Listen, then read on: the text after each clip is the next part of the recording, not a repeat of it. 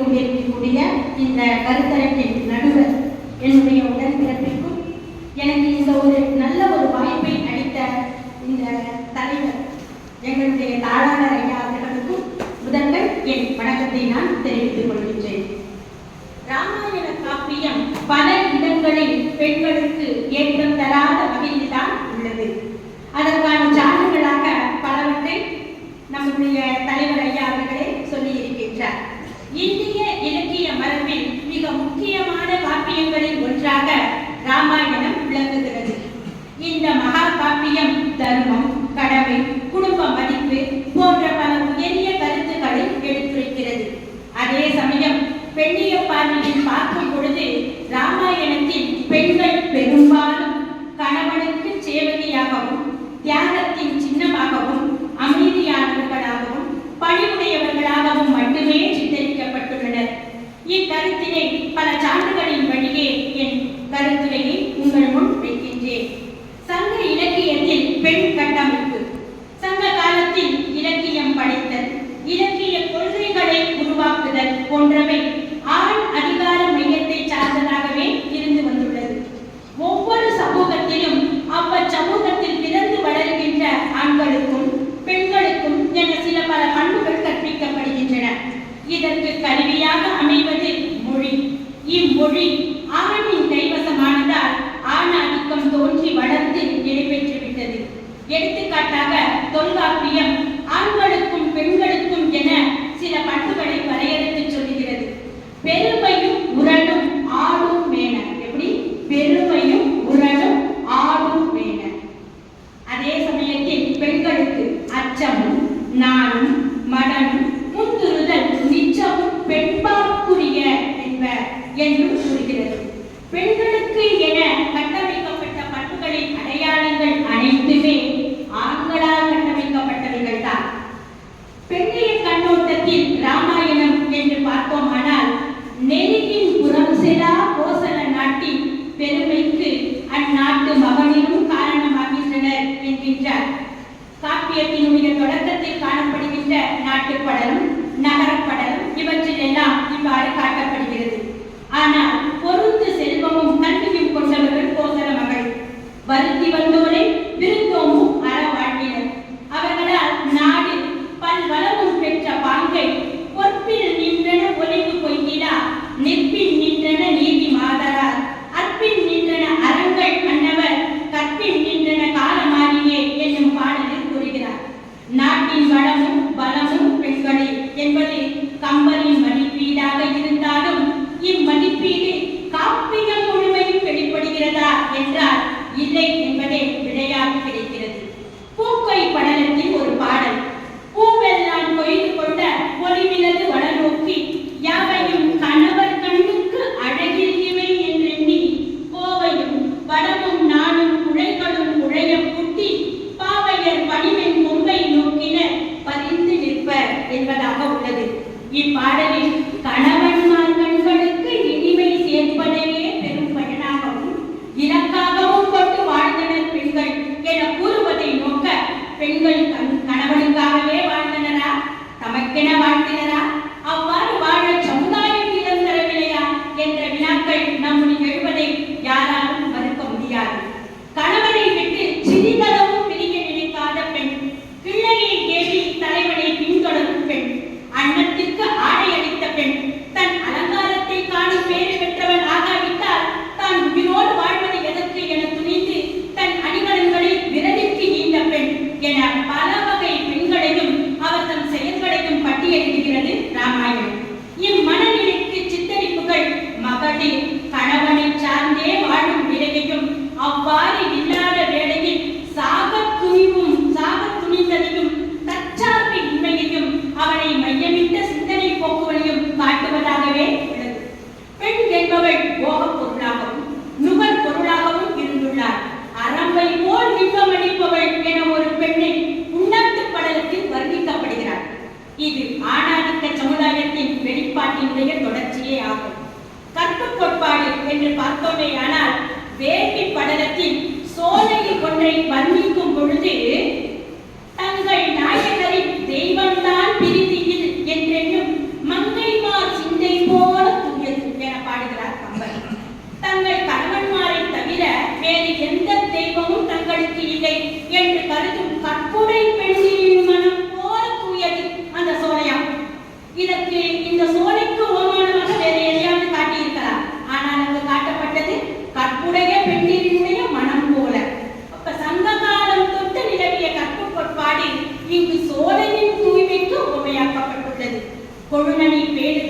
அவனை மதித்தல், அவனை வழிபடுதல் என வலிந்து கூறப்பட்ட கற்பு கோட்பாடு இங்கே தூயதாக போற்றப்படுகிறது. இது ஆணாதிக்கத்தின் வெளிப்பாடாகவே அமைந்துள்ளது. கற்பினை உவமையாக கூறும் போக்கு அயோத்தியா காண்டத்திலும் மந்திர படலத்தில் தசரதனின் கூற்றாகவும் அமைந்துள்ளது. அப்பாடல் கண்ணியற்கு அமைவரும் கற்பின் மாநிலம் தன்னை இத்தகை தருமம் கைதர மண்ணிற்கு உருவதே செய்து வைக்கினேன் என்கிறார் தசரதர். இதன் பொருள் பெண்ணிற்கு பொருந்திய கற்பினை அவர்கள் எப்படி போற்றி காப்பாற்றிக் கொள்வார்களோ அவ்வாறுதான் தன் குடிகளை தான் காக்கிறேன் என்று கூறுகின்றார். உண்டாட்டு படலத்தில் மது உண்ட மகளின் செயல்களை பற்றி பாடும் பொழுது கள் காமத்தை மிகுவிப்பதையும் காமம் மீதூர்வதால் தலைவி ஒருத்தி தன் காமத்தை தோழியிடம் தெரிவிப்பதாகவும் பாடியுள்ளார். மேலும் புலாவியர் காண்டத்தில் ராமனை கண்ட ஒரு பெண் கண் வழியே நெஞ்சில் புகுந்த ராமனை மைக்கரும் கூந்தல் செவ்வாய் வாழ்முதல் ஒருத்தி உள்ளம் நெக்கணல் உருகுகின்றாள் நெஞ்சிலை வஞ்சன் வந்து வஞ்சன் யாரிலே ராமன் புக்கணன் போகா வண்ணம் கண்ணெனும் குளங்கொள் வாயும் சிக்கன அடைத்தே தோணி சேருதும் அமளி வென்றார் என்பன போன்ற பல பாடல்களை தம் காம உணர்வை பெண்கள் வெளிப்படுத்துவதாய் பாடியுள்ளனர். ஆனால் ராமனை கண்ட சூர்பனகை அவன் அழகில் மயங்கி தன் காமத்தை வெளிப்படுத்தும் பொழுது தாம் ஒரு காமத்தன்மை தாங்களே உரைப்பதென்பது அருங்குல மகனுக்கு ஆகாது என கூறியுள்ளார். எத்தகைய முரண்பாடு பாருங்கள். கற்பு எனப்படுவது கணவன் சார்ந்தது மட்டுமில்லை. இல்லம் கற்பினை காக்கும் இடமாக இருந்தவளை நிலை மாறி இல்லத்தை பிரிந்தவள் கற்பிழந்தவள் என்று சமுதாயத்தால் கருதப்பட்ட நிலவி வந்துள்ளது என்பதனை சீதையின் வாய்மொழியாகவே குறிக்கின்றார். கற்புனை மடந்தைய கதையுள்ளோர்கள் தான் இப்பிறந்த உயிரவர் யாவர் எனவும் பிறன்மனை எய்திய பெண்ணை பேணுதல் திறன் அளது எனவும் கூறுவதாக அமைந்துள்ளது. இதுவும் கற்பு பற்றிய ஆணாதித்ய சிந்தனையின் வெளிப்பாடை அன்றி வேறு அல்ல.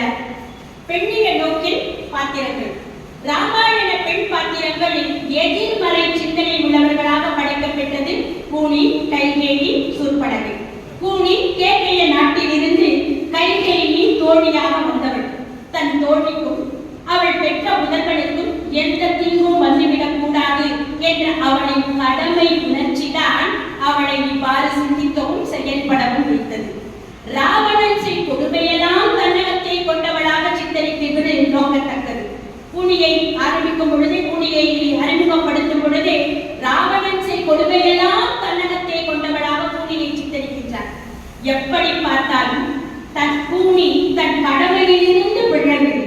தன்னுடைய கடமை என்னவோ, தான் எனக்காக அங்கு வந்தாலோ அதை சரியான முறையில் நிகழ்த்தி காட்டியவள் தான். கைகேயியை எடுத்துக்கொண்டால் கைகேயி போராடித்தான் தன் மகனுக்கான உரிமையை பெறுகிறார். போராட்டத்தின் போது ஈவிரக்கத்திற்கெல்லாம் இடமே இல்லை. தசரதனும் வசிஷ்டரும் தகாத வார்த்தைகளால் அவளை வசைப்பாடும் போதும் அவள் தன் நிலையிலிருந்து மாறுபடாமல் தன் உரிமைக்காகவும் தன் மகனுடைய உரிமைக்காகவும் போராடுகிறார். தசரதன் உயிர் நீத்ததற்கு இவளை காரணம் காட்டி பலவாறு பலரும் காப்பியம் முழுவதும் தூற்றுகின்றனர். அவன் உயிர் நீத்ததன் காரணமே வேறு. வாக்கு தவறிவிடக் கூடாது என்பதால் அவள் கேட்ட வரங்களை கொடுத்தாள். தசரதனை மரணமுறச் செய்வது அவளது நோக்கம் அல்ல. தன் உரிமையை நிலைநாட்டுவது மட்டுமே அவளுடைய நோக்கமாக இருந்தது. அவளுடைய கோணத்தில் நின்று பார்த்தால் அவள் செய்தது சரிதான். ராமன் மீது கொண்ட பாசம்தான் தசரதனை கொன்றதே அன்றி கைகேயி அல்ல. தசரதனின் இறப்பு கைகேயியால் தான் நிகழ்ந்தது என கூறுவது பெண்களின் மீது வீண் பழி சுமத்தும் நோக்கத்தின் அடிப்படையிலே தான் என்றால் அது மிகையில்லை. அடுத்ததாக அகலிகை. வால்மீகி காட்டும் அகலிகைக்கும் கம்பர் காட்டும் அகலிகைக்கும் முக்கிய வேறுபாடு உண்டு. வால்மீகி படித்துள்ள அகலிகை இந்திரனை வரவேற்று தன்னுடைய கற்பினை இழந்தாளாம். இது பெண்கள் குலத்திற்கே அவமானம் அல்லவா? இப்படி ஒரு பாத்திரத்தை படைத்து ராமனின் கால் வண்ணம் காட்டப் பெற வேண்டுமா என்று நாம் சிந்திக்க வேண்டியுள்ளது. கம்பனின் அகலிகைக்கு தன் கணவனான கௌதமனின் வேடத்தில் வந்தவன் இந்திரன் எனவே தெரியாது. அவ்வளவுதான் இரண்டு பேருக்குமான வேறுபாடு. ஆனால் இருவருமே தண்டித்திருப்பது அகலிகை என்ற ஒரு பெண்ணை மட்டுமே. சூர்பனகை ராமனின் அழகில் மயங்கி அவன் மீது தனக்குள்ள காதலை வெளிப்படுத்துகிறாள். ராவணன் அவளுடன் உரையாடுகிறான். ஆனால் எந்த இடத்தில் நேரத்திலும் ராமன் தனக்கு திருமணமான செய்தியை சூர்பனகையிடத்தில் தெரிவிக்கவே இல்லை.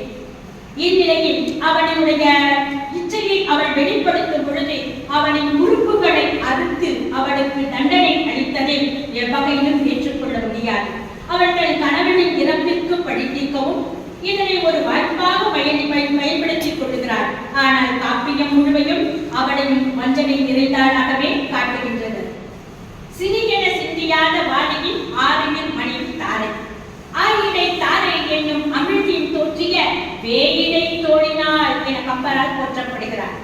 உயிருக்கு பயந்து ஓடி ஒளிந்த சுக்ரீவன் தமையனை போருக்கு அழைக்கின்றான். அவ்வொலி கேட்ட வாலி விரைந்து கோப கணரென எழுகிறான். அவனை தடுத்து நிறுத்துகிறாள் தாரை. அவளிடம் வாலி வினக்கலை விடுவிடு விரித்துள்ளன் புறம் கலக்கி அக்கடல் கடைந்து அமுது கண்டன உலக்க இன்னுயிர் குடித்து ஒல்லை வீழ்குவள் வளைக்குளமயில் என கூறி தன் வலிமை என்ன என்பதை அவளுக்கு நினைவூட்டுகிறார். தாரை தனது கூர்த்த மதியால் அண்ணனை கேட்டவன் அரச ஆயவர்க்கு இன்னுயிர் நட்பமைந்து ராமன் என்பவன் புண்ணியில் கோடலுக்கு உடன் வந்தான் என புண்ணிய அன்பினர் சொல்லினர் என்றார். தற்காத்தில் தற்கொண்டானை பேணும் தகை சான்றவள் தாரை. வினை வலியும் தன் வலியும் மாற்றான் வலியும் துணை வலியும் தூக்கி செயலாற்றுபவள் அவள். ஆனால் வாலி தன் வலிமையை மட்டுமே பேசுகிறான். அவன் தாரையின் அறிவை குறைத்து மதிப்பிடுகிறான். நுண்ணறிவுடையோர் நூலோடு பழகினும் பெண் அறிவு என்பது பெரும் பேரை வைத்தே என்கின்றார். மேலும் பிழைத்தனை பாவி உன் பெண்மையார் என்று கூறி போரிடச் செல்கிறார். இறந்தும் போகின்றார். வாலியின் மரணம் பெண்மையின் அறிவை மதிக்காத ஆண்மையை நம்முன் காட்டுகிறது. அடுத்ததாக மண்டோதரி. ராமாயண காப்பியத்தின் எதிர்நிலை தலைவனின் மனைவி மண்டோதரி. கணவன் மீதும் மக்கள் மீதும் அன்பு மழை பொழியும் அவல பாத்திரம். ராவணனின் பிறன் மழை நயப்பு என்னும் பெரும் குற்றத்தை கட்டிக்கால பட்ட பரிசியாகவே படைக்கப் பெற்றிருக்கிறார். ராவணன் மரணத்தையும் அரக்கர்குல அழிவையும் முன்கூட்டியே அறிவித்த தீர்க்க தரிசியாக காட்டப்பட்டாலும் அவற்றால் விளைந்த பயன் ஏதும் இல்லை. நடையில் நின்றுயர் நாயகன் பார்வையில் பெண்கள். கிட்டிந்தா காண்டத்தில் மங்கையர் திறத்தால் எய்தும் மாதற்கு மரணம் என்றார். சங்கையில் உணர்த்தி பாதி செய்கையால் சாரும் இன்னும் அங்கு அவர் திறத்தினாலே அல்லது பழியும் ஆதல் எங்களின் காண்டி என கூறுகிறான் ராமன். சீதையை பிரிந்த துயரத்தில் வாலி பிறன்மனை நோக்கி பெற்ற இழிவையும் தங்கள் நிலையையும் கூறுகிறான். உண்மையில் சீதையை பிரிந்ததற்கு ராமனின் செயல்தான் காரணம்.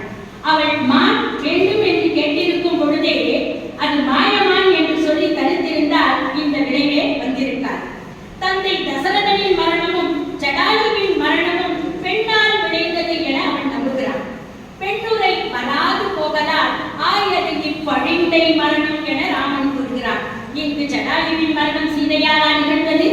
சீதையை காப்பாற்றுவதற்காக ராவணனுடன் நடந்த சண்டையில் நிகழ்ந்ததா என்பதை எண்ணி பார்க்க வேண்டும். நன்றாற்றலுள்ளும் தவறுண்டு அவரவர் பண்பறிந்து ஆற்றால் கடை என்னும் வள்ளுவரின் கூற்றுப்படி நல்ல செயல் ஒன்றை நிறைவேற்றும் பொழுது தீமை நிகழ்வது இயல்புதான்.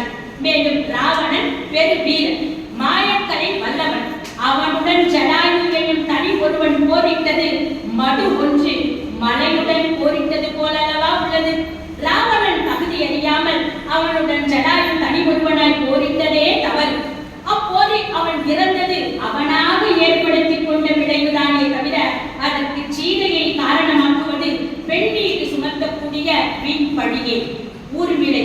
இலக்குவன் மனைவியான ஊர்மிளை ராமாயணத்தில் பெரிதும் பேசப்படாத ஒரு பெண்ணாகவே உள்ளார். கணவனின் கடமைக்காக அவனை பிரிந்து தன் சுய விருப்பங்களை விட்டு 14 ஆண்டுகள் நாட்டிலிருந்து தியாக வாழ்க்கை வாழ்ந்தவர். இவனின் விருப்ப வெறுப்புகளை பற்றியும் உண்மையை பற்றியும் யார் உரிமையை பற்றியும் யாருமே கவலைப்படாத ஒரு மறைக்கப்பட்ட பாத்திரமாகவே படைக்கப்பட்டிருப்பது வருத்தத்திற்கு உரியது. சீதை. ராவண வதம் முடிந்து சீதைக்கு செய்தி சொல்லி அனுப்புகிறான் ராமன். அனுமன் திரும்ப காலதாமதம் ஆகிறது. அதற்குள் வீடனை அழைத்து வீடன சென்று தான் நம்ம தேவியை சீரோடும் என்று கட்டளை விடுகிறான் ராமன். சொல்லுக்கு வீடண்ணன் பிறர பொருள் கொண்டு ஆடை அணிகலன்களால் அலங்கரித்துக் கொண்டு வருமாறு சீதையிடம் கூறுகிறான். ஆனால் சீதையோ, யார் இவன் இருந்த தன்மை இமையவர் குழுவும் எங்கள் போலும் அம்முனிவர் தங்கள் கூட்டமும் குலத்துக்கேற்ற வாழையர் கற்பின் மாதரார் ஈட்டமும் காந்தல் மாற்றி மேல்நிலை கோலம் கோடல் விழுமியது அண்ணு வீர என கூறுகிறார். இவள் ராமனின் மனத்தை அறிந்ததாலேயே இவ்வாறு கூறுகிறார். ஆனால் வீடண்ணனின் வற்புறுத்தலால் தன்னை அலங்கரித்துக் கொள்கிறார். மாற்றான் நாட்டு சிறையில் இருந்தாலும் மாசு மறுவற்ற மாணிக்கமாக ஒளிரும் சீதையை அன்போடு ராமன் பார்க்கிறான். அடுத்த கணமே ஊந்திரம் உவந்தனை ஒழுக்கம் பாழ்பட மாண்டினை முறை திரும்பு அரக்கன் மாநகர் ஆண்டுரைந்த அடங்கினை அச்சம் தீர்ந்திவன் மீண்டது என் நினைவு என்னை விரும்பும் என்பதோ என அபாண்டமாக சீதை மீது குற்றம் சாட்டுகிறான். கண்டனன் கற்பினுக்கணியை கண்களால் என்றும் இப்பிறப்பு இருமுறை கற்பு ஆகியவை சீதையிடம் கடினம் புரிகின்ற காட்சியை தான் கண்டு அதனை ராமனிடம் அனுமன் கூறிய பின்பும் உன்னை மீட்பான் பொருட்டு உபரிக்கும் தொழில் மின்னை மீட்டுரு படையரக்கர் வேறற பின்னை மீட்டுரு பகை கடத்திலே பிழை என்னை மீட்பான் பொருட்டு இலங்கை ஏகினேன் என்று சுயநலத்துடன் பேசுகிறார். மேலும் குலத்தினில் பிறந்திலை கோடில் கீடம் போல் நிலத்தினில் பிறந்தவை நிரப்பினாய் அரோ என்றும் அவள் பிறப்பையே இழிவுபடுத்துகிறான் ராமன். சீதை அக்னி பிரவேசம் செய்வதற்கான சூழலை ராமன் தன் சுடு சொற்களின் மூலம் உருவாக்கி கொடுத்து விட்டார். இங்கு ஆணாதிக்க மனப்போக்கின் வெளிப்பாடுதானே. சீதை குற்றமற்றவள் என்பதற்கு அக்னி, சிவன், பிரம்மன் என பலரும் வந்து சான்றிதழ் தர வேண்டிய நிலை. இறுதியில் சிவன் தசரகனையும் வந்து பேசச் செய்கிறார். தன் மனையால் கடங்குமற்றவள் என்பதை ஒரு கணவன் புரிந்து கொள்ள எத்தனை பேருடைய பரிந்துரைகள் தேவைப்படுகின்றன பாருங்கள். நெஞ்சிடத்து பிழையினாய் என ராமன் அகலிகையை கூறுகிறான். ஆனால் மாசில்லா கற்பு நிறைந்த சீதையை தீக்குளிக்க செய்கின்றான். இது எத்தகைய மனநிலை? இது ஆணாதிக்க போக்கே தவிர வேறு இல்லை. மொத்தத்தில் பார்த்தால் ராமாயணம் இந்திய பண்பாட்டின் முக்கிய இலக்கியமாக இருந்தாலும் பெண்களின் நிலையை பற்றி விமர்சன கோணத்தில் ஆய்வு செய்தால் பல கேள்விகள் எழுகின்றன என்பதை மறுக்க முடியாது.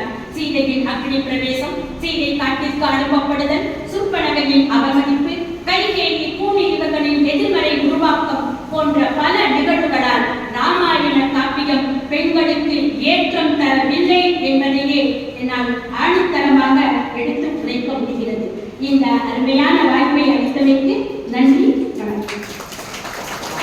மிக மிக அற்புதமாக அது தலைப்பிற்கு ஒட்டி முழுமையாக ராமாயணத்திலே இடம்பெறுகின்ற பெண்களை எல்லாம் மிக மிக அற்புதமாக கம்பனின் வழியாகவும் நின்று பாக்களின் வழியாகவும் நின்று எத்தனை எத்தனை பெண்களை இப்படி தாழ்வு நிலையிலே வைத்து பார்த்திருக்கின்றார் என்பதனை இந்த இடத்திலே சொல்லி சென்றிருக்கின்றார் அருமை உடன்பிறப்பு.